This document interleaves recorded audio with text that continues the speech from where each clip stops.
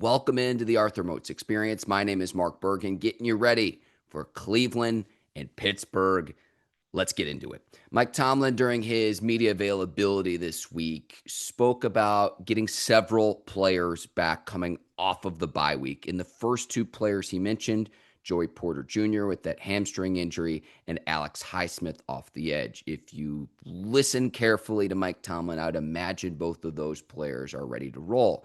Tomlin also mentioned Jaylen Warren. We'll see. I think that's kind of iffy, maybe trending towards Warren coming back. But remember, Kenneth Gainwell's coming off his best game as an NFL running back, his best game as a pro. So whether or not Jaylen Warren can go, you'd like to have him, but Kenneth Gainwell had the hot hands in the Dublin game against Minnesota. So keep an eye on that. Two other players Tomlin mentioned that are working their way back.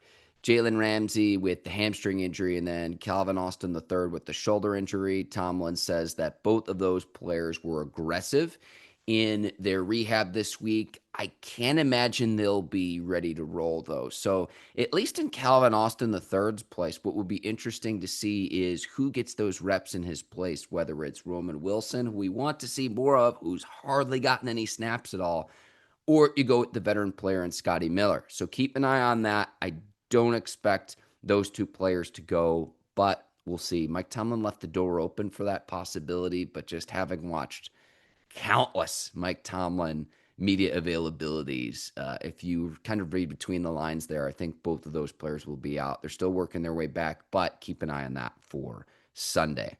So another thing that Tomlin spoke about that I thought was very interesting is he was talking about why the Steelers have used Darnell Washington so much. And there was a huge deal made out of the fact that Washington played in 48 snaps in the win over the Minnesota Vikings compared to two other players in Pat Freiermuth, who only played 15 snaps, and Giannis Smith, who played 13. Pat Freiermuth has 7 receptions and only 10 targets this year. For the money that the Steelers are paying him, it's like, what gives?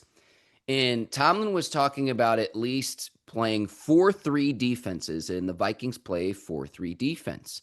And he was saying that Washington is keeping himself on the field because of his blocking ability downfield. And this is what Mike Tomlin was saying. He was saying, you can't play 4-3 teams with 250-pound tight ends. This is a direct quote from Mike Tomlin. He says, when the edge people are 300 pounds, you better have someone out there who looks like that animal, end quote. Tomlin also says that it is unfair to ask Pat Freiermuth or Connor Hayward to be able to do that, to be outweighed by nearly 50 pounds. And so when you talk about blocking in the B gap, in the C gap, that's why you see Darnell Washington get 3 times the amount of snaps, more than that, than Pat Freiermuth. Tomlin was only speaking in terms of Pittsburgh's matchup against the Minnesota Vikings, but that's something to keep an eye on because we want to see Pat Freiermuth have a greater level of production, particularly in the receiving game. But if the Steelers go up against more 4-3 defenses, you can expect to see more and more and more of Darnell Washington given his blocking ability. Darnell Washington, probably not the receiver that Freiermuth is, but the fact that he has the blocking component is something that clearly the Steelers value. Mike Tomlin is saying that. Arthur Smith has demonstrated that, and you can see that in the snap allocation. They've got to figure out ways to get Freiermuth the football, though, because he's very good in combat catches. He's demonstrated that he can do that earlier in his career. So especially if Calvin Austin III is going to miss another game, find ways to get Freiermuth involved in the passing game. And it's not that he's completely incapable of blocking. He's not Darnell Washington.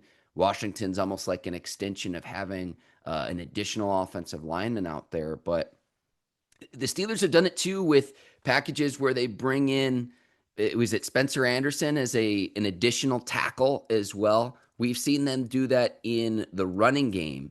So, like, to me, this is what the Steelers are telling you that is it Spencer Anderson or Calvin Anderson? It's one of the Anderson brothers. I apologize. It's Calvin Anderson, where they'll bring in an additional tackle to get a short yardage situation where you know that they're going to run the football.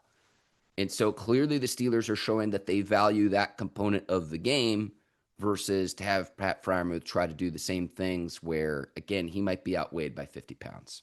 B gap, C gap, point of attack, and the running game. That was very interesting.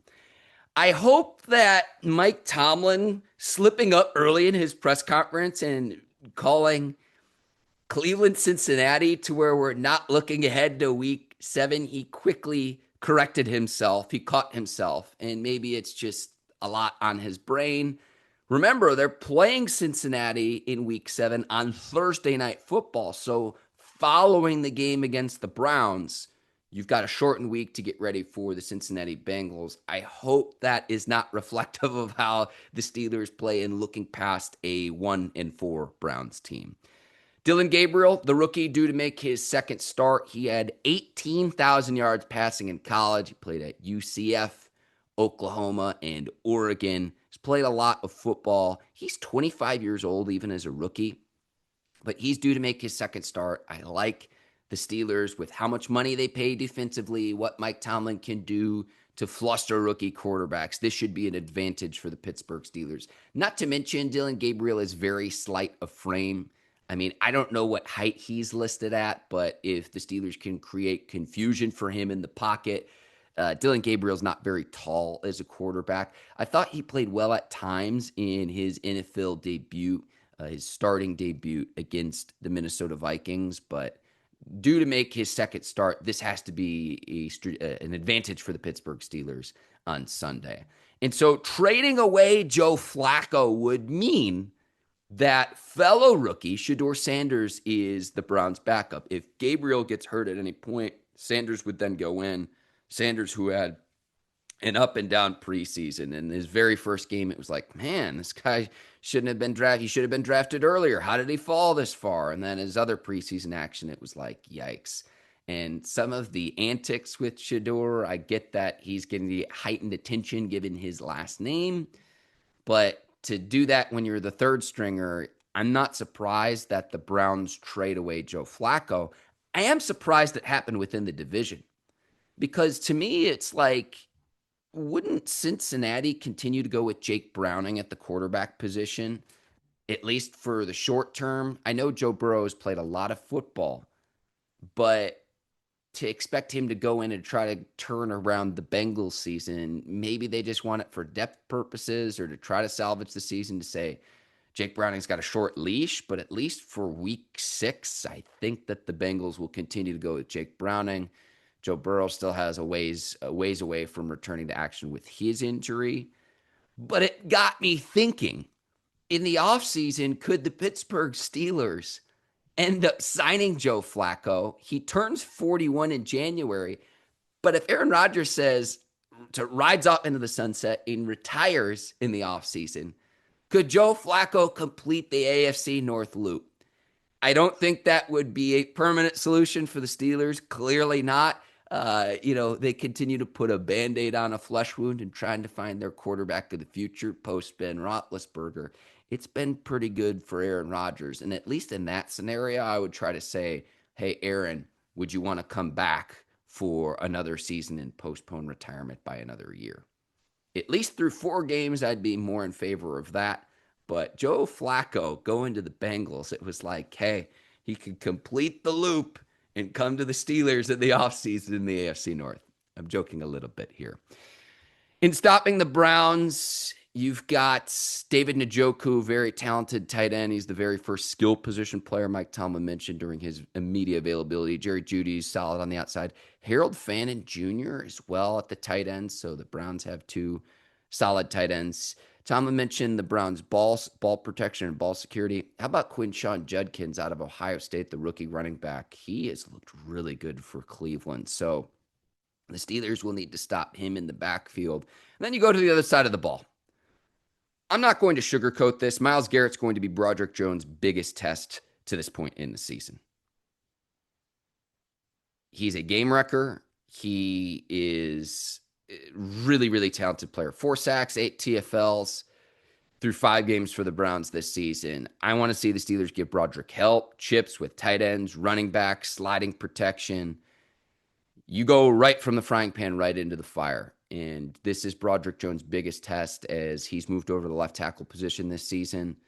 And it's not just Myles Garrett either. I want to point that out to everyone watching this because Garrett generates all of the attention. And so almost like how TJ Watt garners the attention defensively for the Steelers, other guys have eaten on this Browns defense despite their record. This defense is actually pretty good. Malik Collins, 3.5 sacks, 3 TFLs. He's a defensive tackle putting up that production.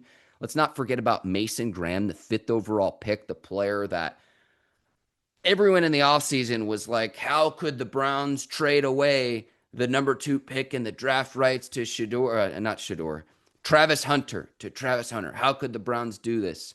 Well, Mason Graham's been pretty good up front.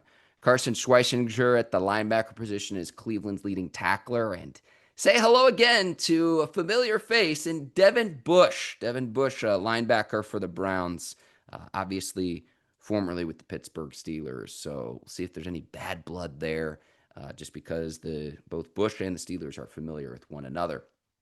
Denzel Ward and Grant Delpit in the defensive backfield are as talented as any as there are when it comes to safeties, corners. So Delpit, the safety, Denzel Ward, when healthy, is among the best cornerbacks in all of the NFL. So I'd imagine that they're going to have Ward lined up on DK Metcalf throughout the course of the game.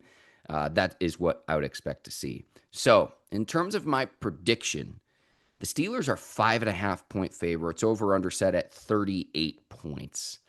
I'm going to go with the Pittsburgh Steelers winning. And let's say it's a little bit closer than you might anticipate. Let's say 27-24, Pittsburgh Steelers get it done against the Cleveland Browns. Maybe that's a little bit more high scoring than you would anticipate, but I do expect the Steelers to continue their winning ways.